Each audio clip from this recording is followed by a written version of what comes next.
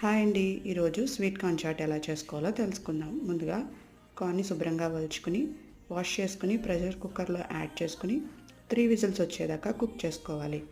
Pressure పోయిన తర్వాత water remove చేసేసుకుని వేరొక బౌల్లో కార్న్ యాడ్ చేసుకుని సాల్ట్, కారం, chaat masala, coriander powder, cut చేసి పెట్టుకున్న ఉల్లిపాయ ముక్కలు, టమాటా ముక్కలు, కొత్తిమీర యాడ్ చేసుకుని లెమన్ జ్యూస్ కూడా యాడ్ చేసుకుంటే చాలా బాగుంటుంది. అంతేనండి, ఎంతో టేస్టీ స్వీట్ కార్న్ చాట్ మనకి రెడీ అవుతుంది.